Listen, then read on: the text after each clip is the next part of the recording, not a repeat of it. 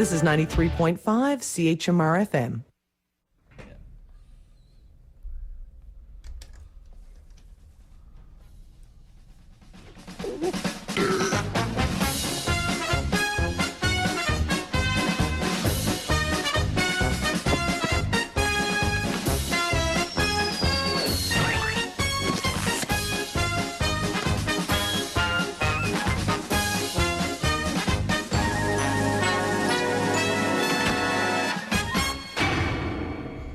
Hello and welcome to Rustling Pages. I'm Max Page. And I'm Chris Russell, and we're talking about a lot tonight, but the first thing we're going to do, Jim Flaherty, former finance minister up until about a month ago, passed away today of a sudden heart attack. So we're going to, we wanted to say a few words to remember him by, and we figured that the best way to do that would be to reach out to the MUN Conservatives Society. So this is a statement that they prepared. So this is on behalf of the MUN Conservatives. Today is a sad day in Canadian politics. Jim Flaherty, who led a distinguished career in public service, passed away this afternoon at the age of 64. We extend our sincerest condolences to his friends and family and colleagues. In his 8 years as Minister of Finance, Flaherty led the government's efforts in ensuring growth in Canada's economy and prosperity for Canadians, which at times was a difficult task. Flaherty oversaw the government's response to the 2008 financial crisis, which inflicted many hardships on Canadians, yet he persevered and helped to bring Canada to the strong, stable position where it now stands. Flaherty's dedication and love for Canada is broadly respected on Parliament Hill and across the country. He leaves behind a legacy of service and statesmanship. He will be truly missed. Sincerely, the MUN Conservatives.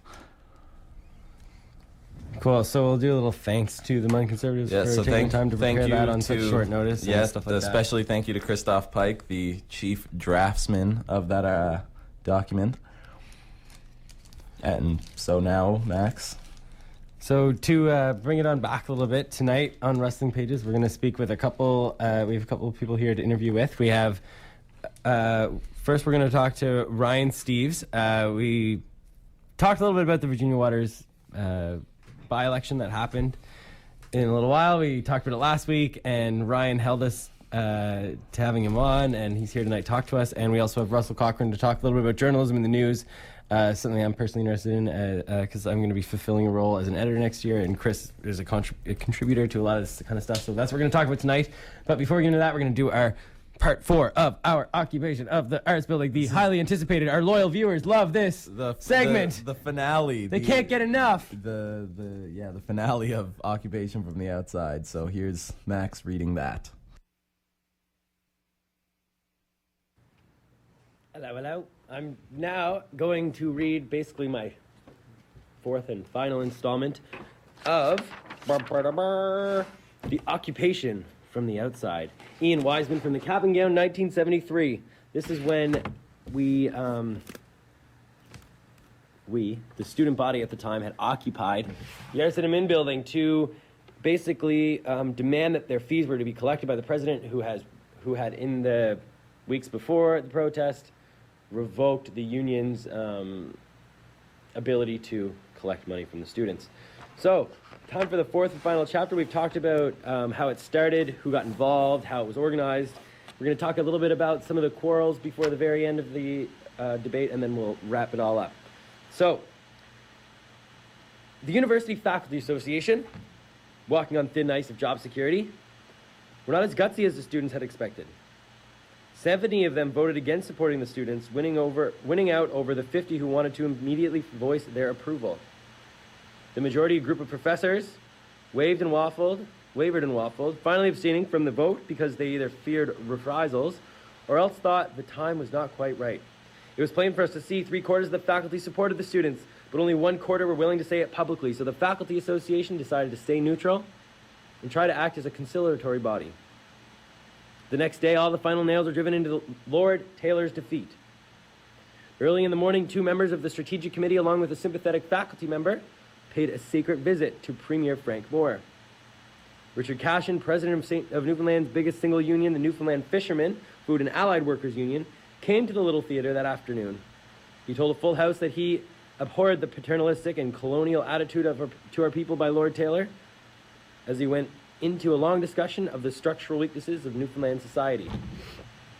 Interrupted every 5 minutes or so by a thunderous ovation, he concluded, "You are fighting for the dying embers of an old order, and good luck to you." Enthusiasm was at an all-time high. Even faculty members were excited to the point of circulating a petition among themselves calling for the removal of Taylor from the office of the university president. There were two major groupings of students that night. The administration building was alive at all evenings as premature celebration of victory started that lasted until after daylight the next day. The other major grouping of students that night met in the university residences for more serious reasons. The resident students wholeheartedly supported the occupation but were becoming impatient at the lack of progress. Wanting a strike, they called a general meeting of the students for the Thompson Center the next morning. Moreland University had never seen so many students in one place before. Over 4,000 of the university's 7 were there to listen and debate, and they were united. Representatives of the Department of Social Work announced that their entire department was shut down by the faculty and students. A philosophy student said his department was considering taking similar action. There was only one point of debate at the Mammoth gathering, whether the next action should be a strike, complete with picket lines, or a voluntary boycott of classes. A hand vote settled the question with a certain finality. 95% of students favored a strike. The campus livened up fast. As soon as the meeting broke up, there were students preparing press releases and meetings, students slaving over typewriters and machines preparing flyers, students wandering the buildings with megaphones.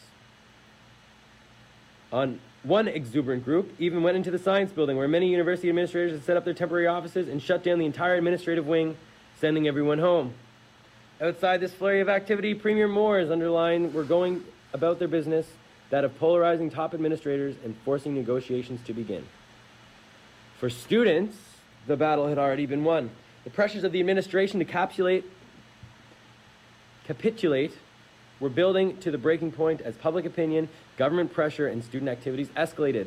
Early that evening, the Board of Regents Chairman Gordon Winters, a prominent St. John's businessman, contacted the student negotiators requesting a meeting.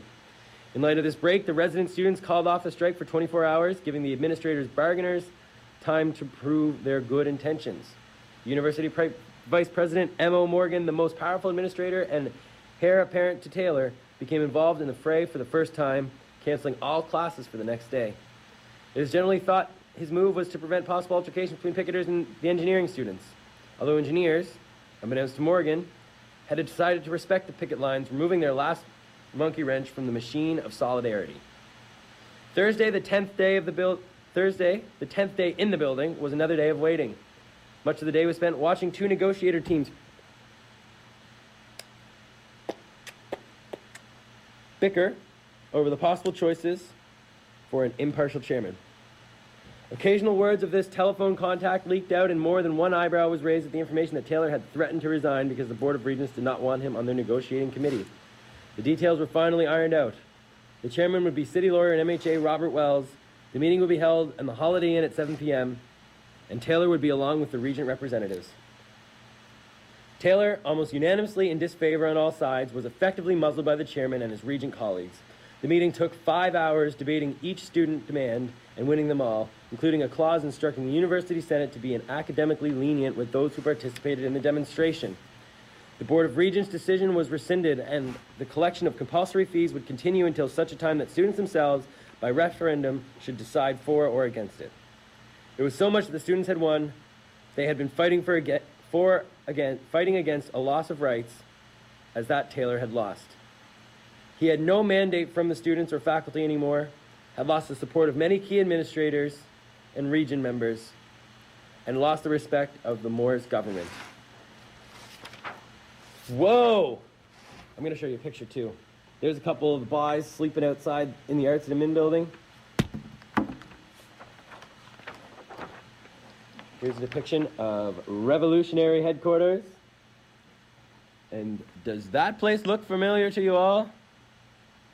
See, that's an admin building.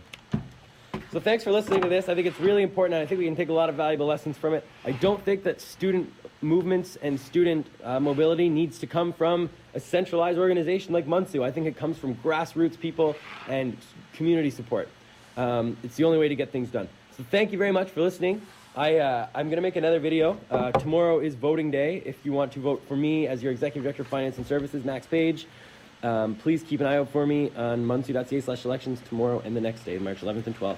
Thanks for listening. See ya. Goodbye.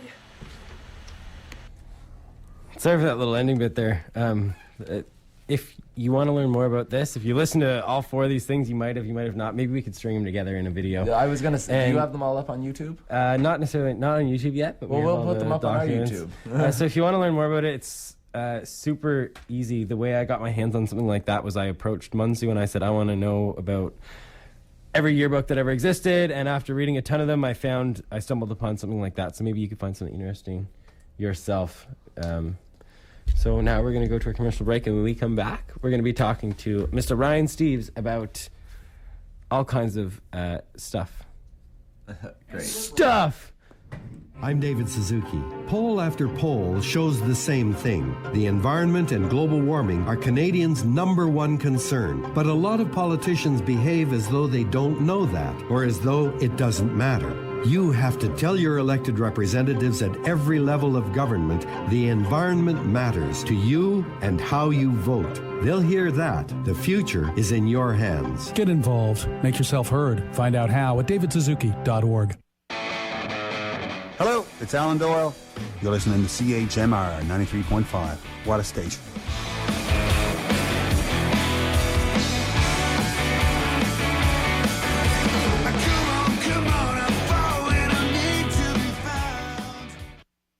All right, and we're back with Rustling Pages with Max and Chris on 93.5 CHMR-FM.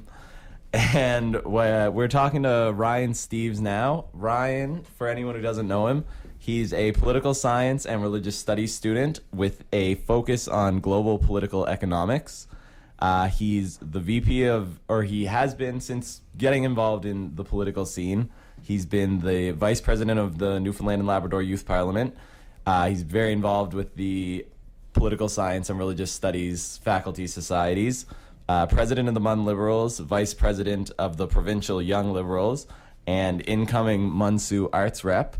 And so tonight we're going to be talking to Ryan a little bit about his experience in the political machine that is Newfoundland politics, as well as last night's Virginia Waters by-election. So Ryan, great to have you on the show. Nice to be here. Thanks for coming. So Ryan and I met last year through mutual interest through the student union and through a little bit of PR as your role as a page with up in the house.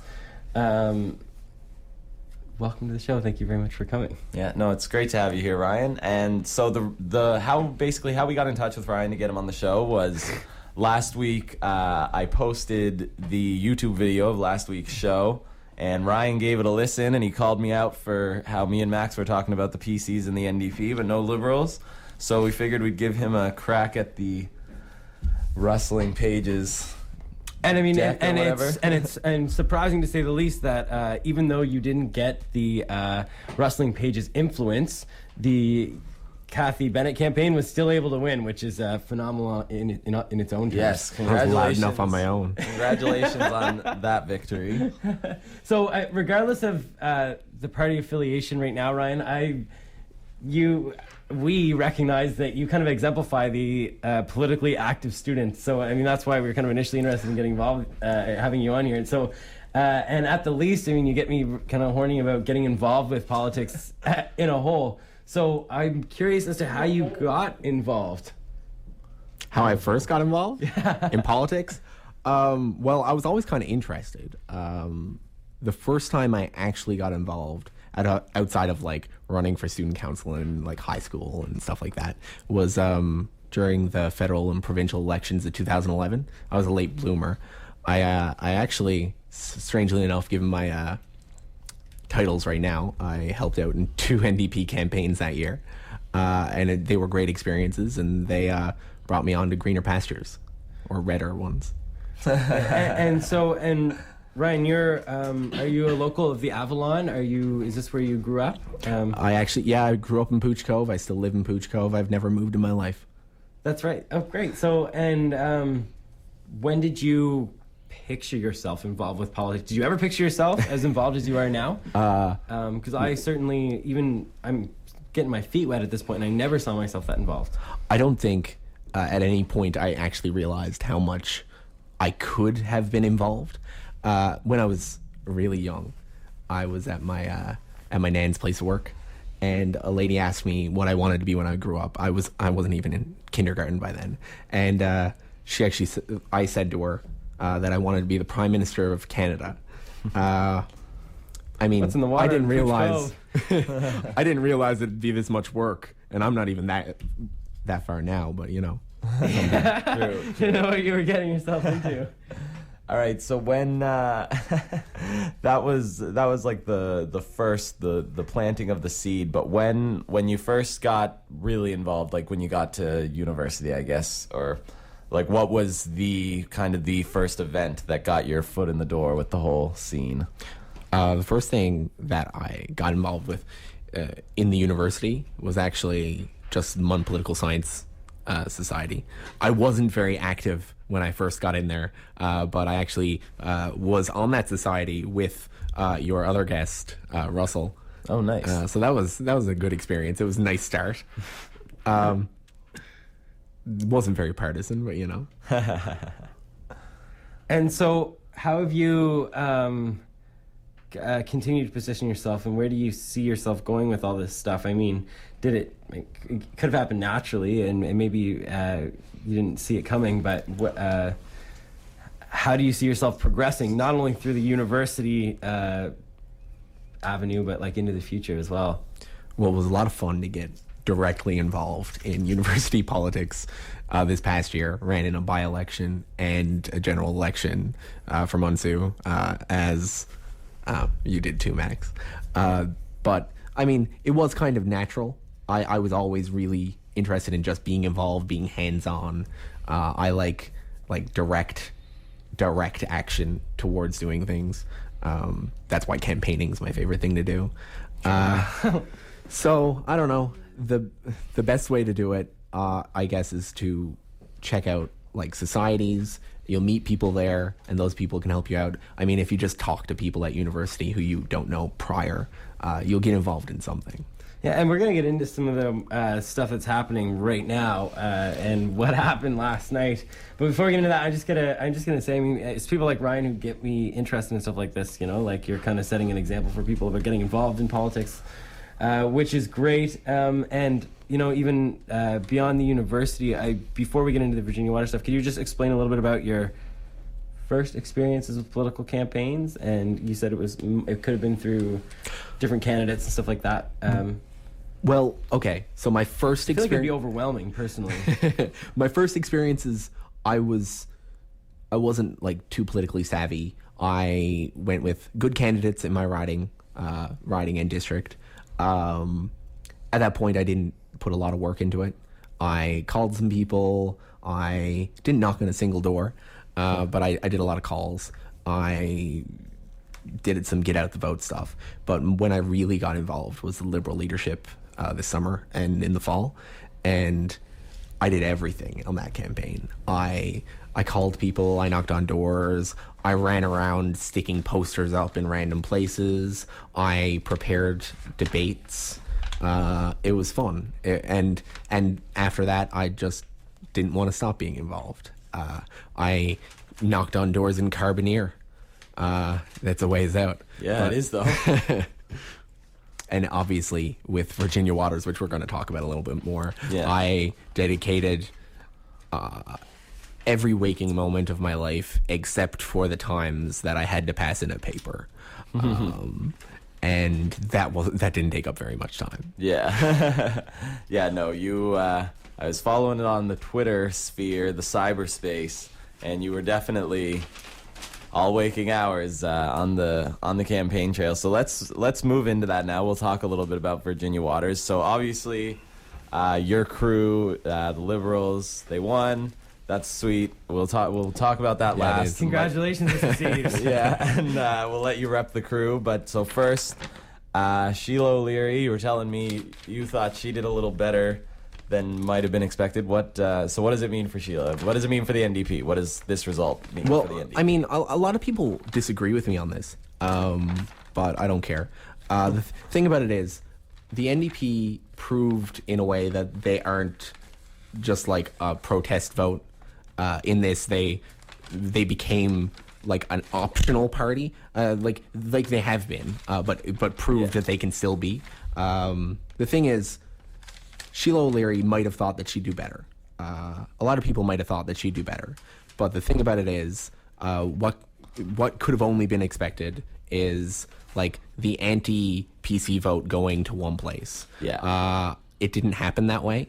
Yeah. It went very nicely into 3 parties and worked out for my party, but she did Just a better. little. And Yes. whether the NDP think it or not, I think that was a good showing for them. No, that's good. That's good. Yeah, and I mean, we'll see. I'm sure we'll see more of Sheila. I mean, we saw her in the mayoral election, and Next sure chance she gets. I'm sure. Oh, I'm sure. If Danny had won, she'd be going for that.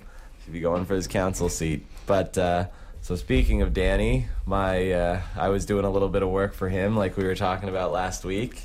It was nice and tight. I mean, I think personally that how tight it was is a good showing that maybe the PC party isn't as down as out as a lot of the haters have been saying. I definitely was not on board with those sentiments, but Ryan, you might have different thoughts. What do you think this might mean for the PCs, or maybe reaffirm for the PCs in your mind? The weirdest thing I heard about this was what Tom Marshall said when he found out the results, which was, "We're back.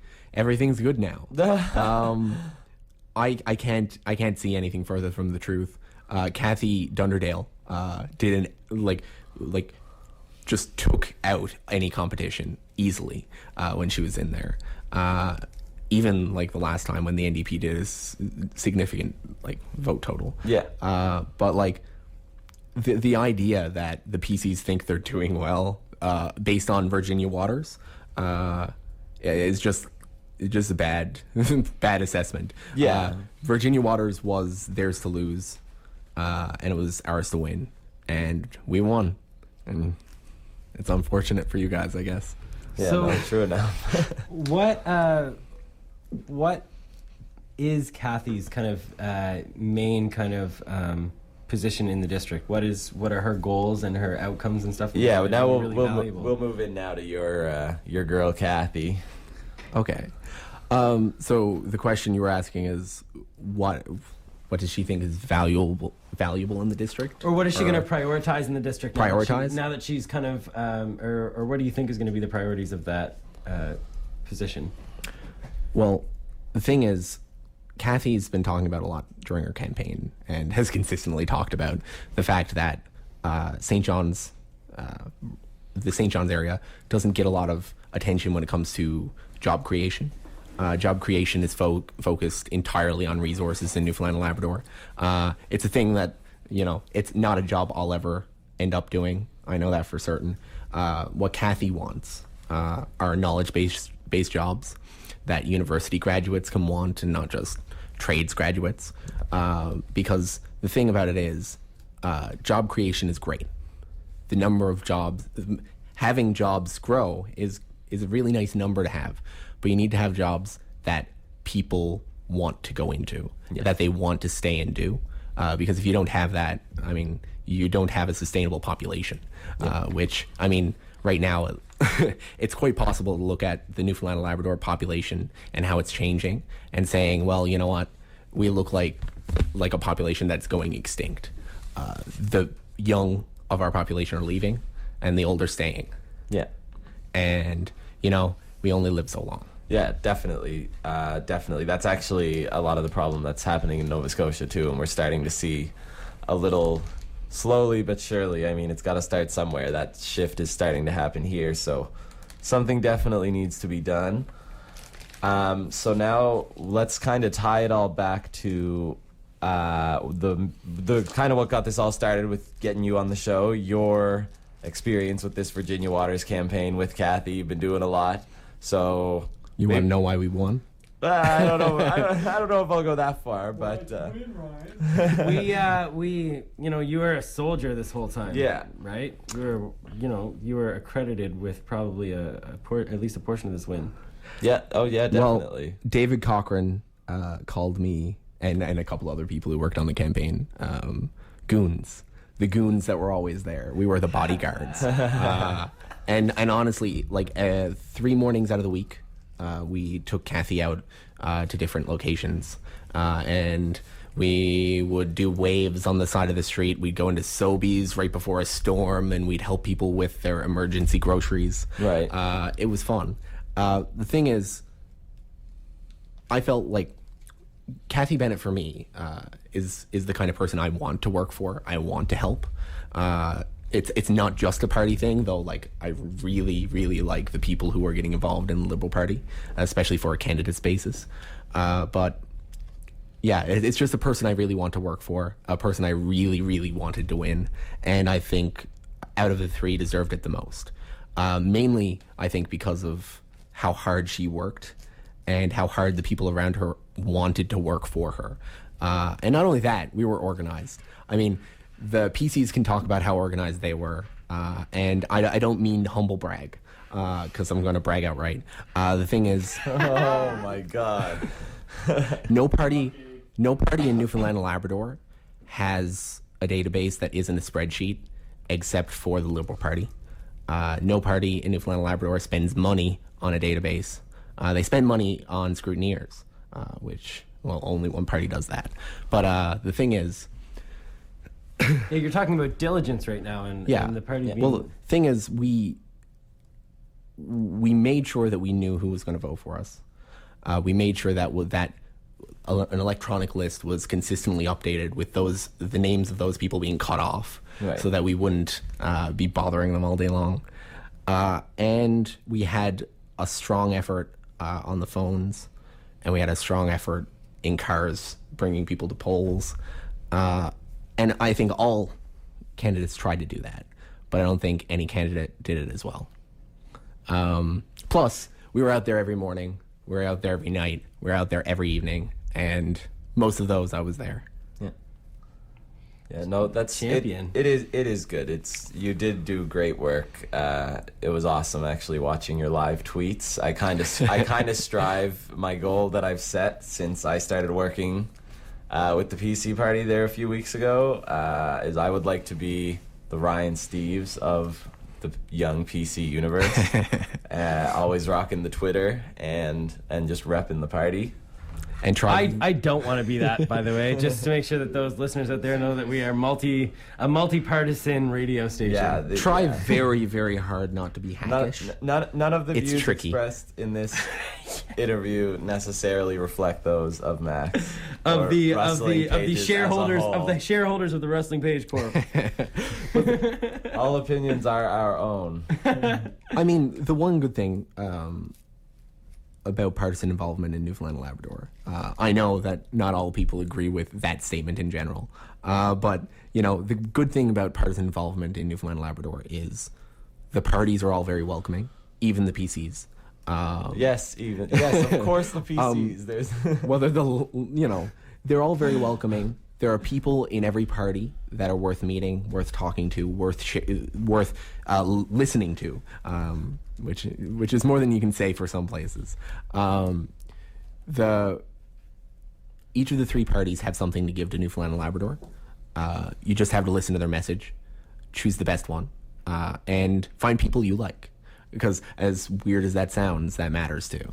Because if you're campaigning for people you don't like, you won't fight as hard. Yeah, you got to invest. well, then your heart's not in it either, right? Yeah, exactly. All right, so we're almost running out of time here. We're almost to the half-hour break. So Ryan, thank you for dealing with our live studio audience. we do, and our heckler. I would just like to say before I feel like it behooves me to say this before we ask Ryan our last little bit of questions, because I feel that I'm gonna get like hung, drawn, and quartered for some of the stuff that's been on the air. So I just want to give a shout out to my PCs and the NDP as well. If anyone wants to come on and talk about their party, please. Or Chris Bruce and the contact us. Greens, or whoever. Anyone wants to come on and talk about their party. Come on, Lucas. Come on. You want to start your own party? Come on out. Yeah, just come on and talk about the show. We have a cake party, exactly. We got to diversify our bonds. So come on and talk about whatever you want to talk about. And so, Ryan, what, I think this will be one of our last questions, or our last question. What would you say is the biggest thing that you learned from this whole Virginia Waters campaigning, working experience? Okay. So there's one thing that I was told before, but it never rang true until I worked on this campaign and on her leadership campaign as well, which was something my great aunt told me once while she was driving me to MUN from Pooch Cove. She said, if you want something done, you have to ask the busiest person in the room. And the thing is, Virginia Waters elected the busiest person in the room. The thing is, when you want somebody to work for you, when you want somebody to do a good job in political office, when you want someone to do a good job in any kind of board, in any organization, you have to pick a busy person. People who make themselves busy, people who push themselves. When you find that person, you know you found the right person for the job. That sounds a little bit construed, but that's the kind of person I want to be. That's the kind of person I hope everyone finds themselves wanting to be at some point in their life, at least for somebody. No, that's awesome, actually. I'm going to remember that. That's kind of profound. Yeah, that was wicked. I'm going to remember that. So we thank you for coming on tonight. Yeah, thank you very much, Ryan. We hope you can stick around to the end of the show, because we kind of have like this post-party VIP afterwards for all the guests, you know. Well, get on let the me list. take a selfie. We might though. So Ryan, we are going to give you the last word here. So feel free to maybe share with the people some things that you find interesting, maybe to get involved with. And Oh, yeah. So this is your last word. Well, a good thing to get involved with, I'm going to be shameless right now, is to get involved with the MUN Liberals. I'm the president, which means it's amazing. We're very organized. We're the most organized political group on campus. Some people here might disagree with me. I certainly don't. And if you guys want to get involved with a party that's going to win, you can get involved with ours. Yeah. All right. Or any party at all. Any party on campus. All the major parties do have their MUN group. But get involved. Getting involved is I'm mostly the important kidding. thing. Oh, I know. I just want to got to make sure the masses So thank you know. very much for coming on, Ryan. Yeah, no problem. It's been great. Thank you very much. Thank you. I'm going to do a little.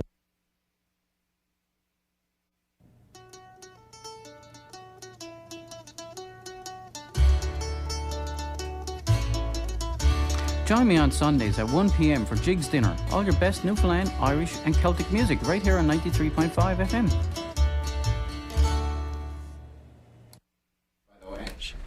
MUN Bike Share needs you. Donate your used bikes for your university. Drop in Saturday from 11 a.m. to 3 p.m. to Engineering 1015E, Engineering First Floor. Or check out the Facebook page, facebook.com/groups/MUN Bike Share. This announcement has been a public service of 93.5 CHMR-FM.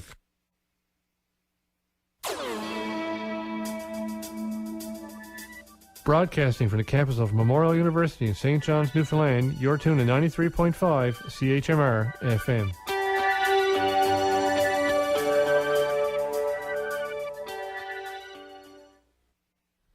So the second half of our show tonight, Wrestling Pages has been provoked by the fact that me, yours truly, Max Page, is one of the editors of your Muse, and Chris Russell is one of the contributors. So we've been talking a lot about the Muse. Yeah, the Muse has been one of our biggest resources, really, for content. And now the last couple of weeks we've been talking about Munsu a lot. We have, though. So we're gonna direct our attention to the right side, the light side of things. Right side. So we're gonna talk about kind of journalism and the nature of reporting and stuff like that. So tonight we're here with Russell Cochrane as our second interviewer. He's a political science undergrad student, history minor. Recent graduate. Recent graduate. Whoop, whoop. He's been on the Munsu Board of Directors for 2 years as an arts rep in the past. He's a contributor to the Muse and did freelancing. He's an executive on the MUN Debate Society and co-chair of the MUN Poli-Sci Society. And now he's kind of a freelance contributor to publications like the Telegram, the Globe and Mail, and he runs a blog called Pretty readable. Pretty Readable. It's readable-ish. So thank you for coming on today, Russell. Thanks, Russell. It's great to have you on. All right, thank you. So we're going to kind of start off the same way we talked about before, and we just want to, so you're a journalist? Yeah, I am. You call yourself a journalist? I like to say so. So what is that? It's paid for it. It's better than, vagrant, but... So what does that even mean? I perceive things around me, hopefully before other people do, and I write about them. True. Okay, true enough. So... the thing is, when I first met you, we were, I knew you from the board. I knew you as a shoot disturber. Yeah, I kind of have a history of that. What made you move from one side of the table to the other in terms of being involved in the political, getting your hands dirty, to kind of taking that third party reporting perspective? So, reporting, you have to recognize, is a vocation that requires extreme objectivity, but as well trying to just be fair. And when I started at MUN, when I was doing political science, I was involved in politics. So I was involved in the union. I was involved in the Liberals for a while. But what largely I saw behind the facade of being everyone is inclusive is these very top-down structures, things where you have the goons. But my experience, it might be different from Ryan's. It likely was, because I have a great deal of respect for Ryan, his ilk. But what I found was it's largely not something for me. It's largely a behind closed door, very cloak and dagger process that when I got into journalism, I was initially going to go to law school, and I decided to ditch that all because, money's not worth it. I'd rather do something where the soul is in it, right? Totally. Yeah, I get that. So I think we're going to go back to more broad sense journalism and maybe a couple interview tips for us after. But now, for anyone who doesn't know, which may be a lot of you or maybe very few of you, Russell is the incoming news editor. Yeah, I didn't mention that. Yeah, I'm gonna be that's okay. Well, news at the you Muse. savor It it. rhymes. You savor it. Russell's gonna be Chris. the editor of news at the Muse for the upcoming year. It does sound awesome that way. Doesn't it though? Yeah, it does though. And so, Russell, what are some of your expectations during your tenure at the Muse next year? Well, I mean, clearly I'm hoping to bring my experience to it. So one of the things that really bothers me when people talk about the Muse here is that we always focus very clearly on the negative. So there's people who have never read the Muse saying, we don't really like it, it's awful or whatever, right? But people don't recognize it for the institution that it is. So you take it for what it is and not for what it's not.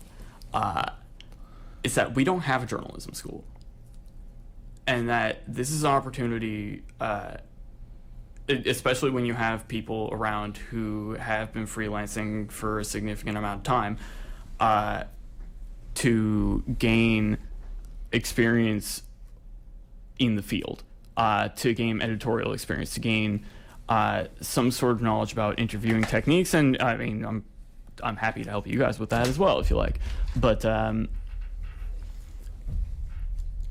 yeah, it's that I'm hoping to take the Muse in a different direction. Clearly, I have a lot of respect for Laura House. She was the editor before myself in the news. She's now the editor-in-chief, as Max knows. I mean, he's with us now, too, as well. And I have high hopes. Yeah, so, and one of the reasons why I'm really interested in talking about Russell and the reason that Chris and I decided we wanted Russell on the show is because I'm going to take a role as an editor next year, and I'm interested in learning from you guys, and not just Russell, but we contacted Laura and John as well to talk, and we'll hopefully get them on soon as possible. Yeah, definitely. And I happen to be out and about. Russell. Russell was our third choice. Yeah, I was at the bar today. Russell squeezed time in his busy schedule to get on our show. And that's kind of why we want to talk about it. So the thing that I'm kind of have a misunderstanding with, or the thing that I'm kind of confused about is I want to prepare for writing. I want to have everything ready and prepared. I want to almost have it done before the semester even starts, but I don't think you can do that with news in the sense that news happens and you need to report it. So as somebody who wants to be planned, can you plan for it?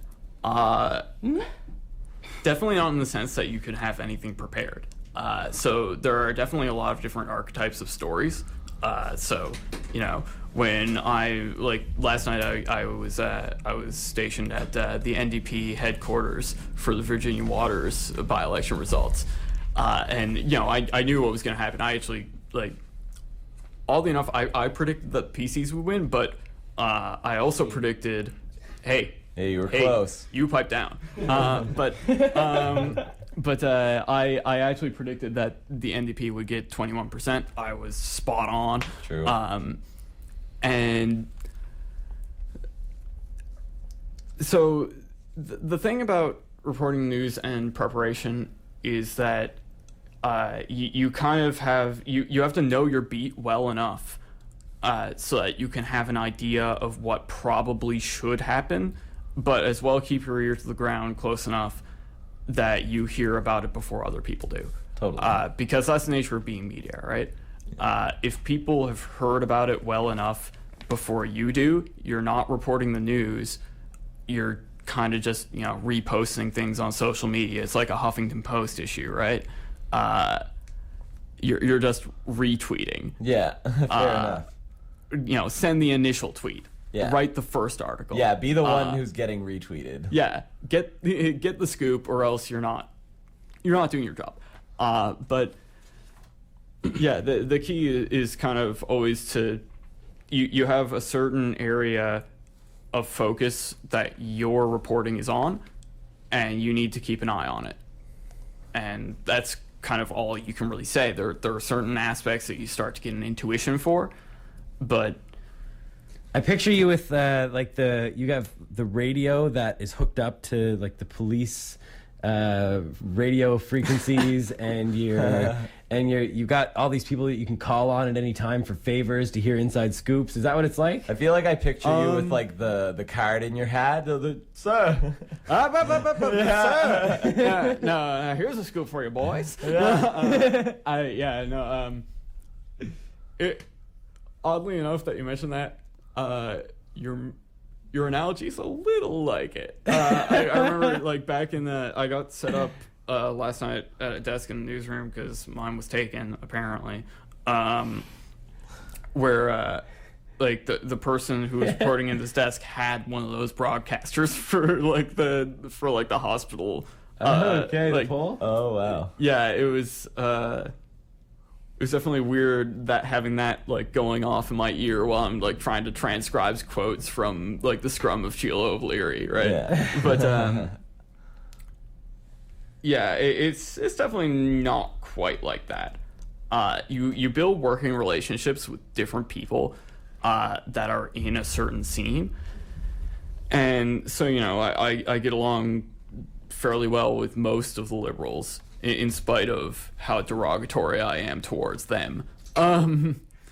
Somehow they still like me. But yeah, you just have to build a working relationship where people know that your coverage of them is actually fair. It's very rare that a reasonable person will fault you for covering them in a balanced way. Most of the time, if someone does call you out on that as a communications officer, first thing you should know as a journalist is don't care about the communications. Communications officers opinions. All right. Now, Max was just giving me the signal to move on into something else. But first, I've got a little surprise question for both of you, because for anyone who doesn't know, the Muse I think it's for sure. They're switching from a paper every week to a paper every 2 weeks. Bi-weekly, but with heavy emphasis on online content. And Max is actually going to be the online content editor of the Muse for the first year of this system. Max is the way of the future. Yeah, so I just kind of want to ask both of you, just real brief, just kind of how do you see this transition going? What are your plans for it, Max? And Russell, what are your hopes and dreams for it, I guess? Do you want to go first on it? Or? I mean, the first thing that I've kind of recognized, the first thing that I recognize is that I cut the brakes. These jobs are yearly, so it kind of first and foremost, I got to make sure that I take on what the past online editor is kind of laid out in front of me, and take on the roles or take on the initiatives of the greater Muse team. So, making sure that I'm embodying the interests of everyone and not going all crazy and wild card. Thank you very much, Chris. And I mean, the way that I get my news personally is online, first and foremost, through video, through audio, and through like these secondary means or medians like Facebook and Reddit and stuff like that. So I mean, or Google News even is another one that I get my news through. So I think that just kind of making the Muse more pleasing to how I'm already finding my news is how I want to position the online stuff. What do you think, Russell? I mean, some people are creating this kind of notion where because it's only twice or once every 2 weeks, it's like that reflects negatively on the Muse, but does it really? No, it shows they're changing with the times, if you ask me. The thing is that this is something I've had to think about a lot because this is my career, right? Professionally, I am a journalist, and the transition from print to digital has been very sluggish and it's been very brutal, especially to print journalists, because what we've seen is that we've seen a lot of people coming out of journalism school without jobs. We've seen people coming into photojournalism being completely unqualified for anything to do with any given newspaper. And we do have to innovate on that because no one else is. We've seen the rise of paywalls, and they've been moderately effective, but creating a new proxy in order to get into a news site is something that takes 5 seconds. So we do need to move digital. I would like to see a lot of our content go digital. Specifically, printing costs are very high. We print through Transcontinental. They're great, but I've got a copy of the Muse in front of me, and we have these huge ass pictures. We've got Mouth Off in the corner where that should be online. I'm gonna be perfectly honest about that. And there's oh yeah, but peanut gallery over here. Yeah, but my point being is that the way of journalism, especially written journalism in the future, is digital, and that is something that Muse needs to get with.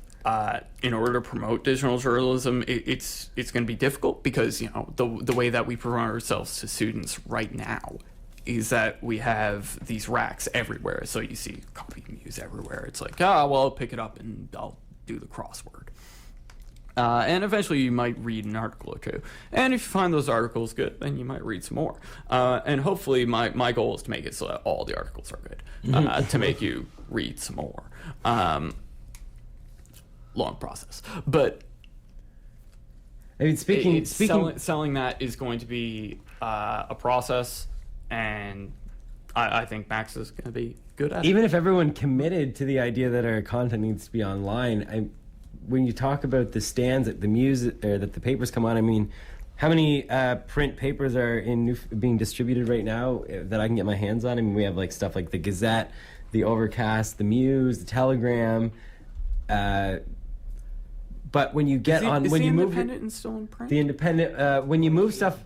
Yeah, very rarely. When you is. move the content online, now you're in a market that is saturated with so much stuff that sometimes it's news, commentary, whatever. So it's kind of comfortable to print stuff, because there's a less of a competition for who's getting their hands on this news. When you go online, you could get swept away in the depths of the internet. Well, I'd say that the specificity of the content is what matters in that case, right? So, like, no one goes on, Reddit or, the National Post in order to read news about downtown St. John's. That's just not the case. You want, it's a difference between scopes. So the scope of a paper determines what its content, where its beats end. That's fair to say, because we still get the Globe and Mail here. We still get national papers being distributed amongst the local ones. Yeah, and they come here, but they don't talk about us. And that's what you need when you're talking about a local paper, right? So, as always, you consider a paper for what it is and not for what it's not. And there's, a scarcity in local news. I think that the Muse and the Telegram kind of have a monopoly on that. When we move to digital, I think it'll kind of flatten that landscape out. And I think that we should try to be on the cusp of that. We should try to be pushing to be the main source of news for students online within our community. I would just like to say breaking news coming in from Jordan Lester, who's tuning in live. He just told me that the Globe and Mail is, in fact, no longer in print in Newfoundland. It's not. It's no longer distributed. Thank you to Jordan Lester and all our loyal listeners out there. What's going on, Jordan? That we get tweets in. Oh my gosh! That is a quick catch, but our 10th caller is gonna win a trip to. Or can we? We also lost Post Media a while ago. But the point remains the same: is that print media is dying. The matter, as much as I really hate to say it, because this is a matter of livelihood to me, but the act of putting ink on paper is ending. And we should make an active attempt not to be caught in that crossfire. Yeah, I want to tie a question into, because it's just on the back of my mind from what we were talking about earlier, when we were talking about how to be the first one to receive an article or take on a particular piece of news, and you talked about establishing relationships with people so they become comfortable with you as a reporter, and you're able to get more out of them as an interviewee relationship. And I'll tell you, we've had people on this show, and there's people even like yourself that we want to just grill. We want to expose you and do a whole thing right now. But bring it. At the same time, you're not grillable. There's nothing to grill you about. All right, we've you say. We've had some people on who we might have wanted. So the question is, but there's recently. There's an impulse. Yeah, even with there's an impulse that makes you want to just do it. You do it for the hood. You do it for the guys back home. So when you establish. When you're trying to create an atmosphere for an interviewee relationship, how can you still get the meat and potatoes out of an interview without coming on too strong and making future interviewers still willing to come talk to you? It's a matter of leading questions, right? Because most of the time, people don't see the full interview, right? If you're going to post a full interview online or whatever, it's called just putting up a raw interview, which is kind of like the audio of me talking to someone. But what you want to do is that you want to open broad. So if you're talking about an election result, so it's always you stick up your recorder and you say, what do you make of this? And from there you kind of just talk and try and make them feel comfortable. Talk in kind of a conversational way. And progressively you move from the very broad into slightly more specific, and by gathering something from the responses that they give, you can use those as premises for other questions that you use. You're gonna deduce it. And eventually you get to a point where you can give one like the most you're gonna get is like 3-4 knockout questions, and that's like the meat and potatoes. And it's of kind the of argument. connected with your leading questions, is what Yeah, you're saying. yeah. It's that you lead them along a trail, or at least try and force conversation with your questions into a way where they're talking about what you want to talk about, and then you gather that and you write it down. Right, and then, yeah, and then ideally other people want to interview with you in the end. Yeah. It's lawyers are good at cross-examination. Journalists are better. Cool. All right, cool. So do we have anything else for Russell? Or Well, I just want to say once again that just speaking to your question, Chris, about the online and stuff like that, and I like the idea of diversifying. I mean, people often say that people behind radio mics and behind papers are, Ugly? not a good look in the eyes. But I'll tell you, looking at this guy, Russell Cochrane, jeez, this guy needs to get on. Needs to get on video. We got Ryan, Chris, and myself over here. I second the motion. These are beautiful people here, and when these people who are writing, and Ryan is a contributor as well to the Muse, and when these people are writing, I mean, Yeah, I'm going to take over for David Cochrane afterwards. They don't even have to change the graphics. It just says Cochrane. And that's what it needs to be, that diverse thing. Even if you did like I've got a way better hairline too. Every article could have a video and audio and a script along with, or an inscription along with it. And one more thing about online stuff, which I want to just mention sporadically, is that the thing about online content, which is a lot better than on paper, is online content can be edited and updated, whereas shit on paper is going to be there for life. Continued stories. So we're talking about continued stories and follow through with stuff like that. So up to date. And then maybe I'll turn it into an app that requires you to have minimum, at most 160 characters, and I'll make money. Do people make money off Twitter? Yeah, people make money off that, I'm told. Oh, And yeah. Like, Is that then what they do? after you visit it 6 times, we'll charge you money. It'll be all right. Yeah, that's cool. All right, well, thanks for coming on the show, That's Russ. very self-deprecating for me. Thank you. Yeah, thanks for coming on. Thanks for coming on the show, Russ, and thanks for coming on the show, Ryan. So now, for anyone that hasn't heard yet, this is going to be our second last show of the semester. We thought it was going to be our last, then we realized that didn't make any sense. So next week will be our last show. Encore. Yeah, so no crowd participation on that one. No, Right, boys, come on. Didn't see. We didn't have the gang vocals on that one. So yeah, next week's gonna be our last show. Tune in. We're hoping we're gonna be talking to Laura Howells. Didn't get back to us this week, so Laura, if you're listening, Shout out to Laura. Shout out Hey, to Laura. Laura. We want you And- on. And we're gonna have our boy Dixon, who's riding the trike right now, the tricycle, and Dixon gets his dicks in. yeah, gross. And we said it. And I feel ashamed to be part of this program right now. and hopefully, Last name said twice. hopefully we're also gonna have Brandon King on. And Max, I don't know if you have anything left to add, but I think that to celebrate the warm weather that we've been having, we're gonna play one of our favorite sunny jams. to One of close our off the night. favorite songs. So this is Big D and the Kids Table. And Shine- Samson, if you're listening, come up and take a picture. Yeah, he's waiting outside. Okay. All right, so here it is.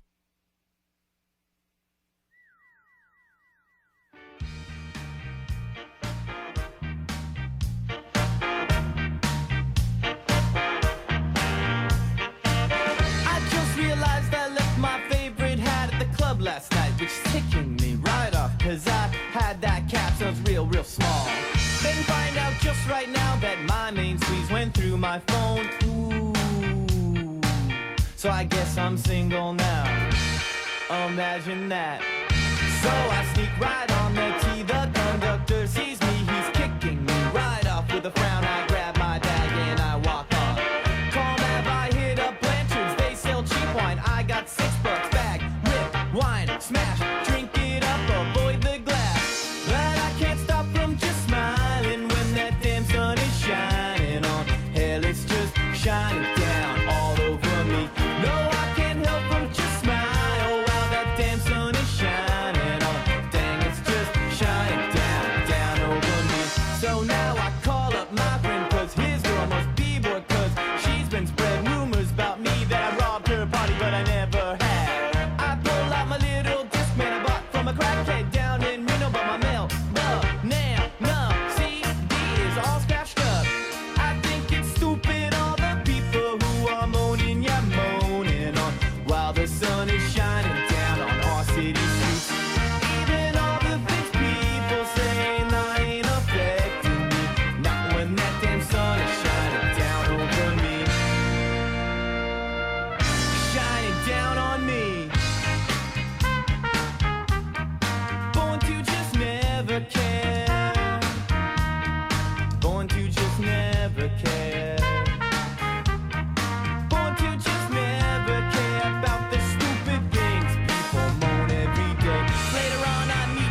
table at a bar called Shays. I spit from Charlie's. We sit outside talking about girls, how they're loons, but we like them anyway.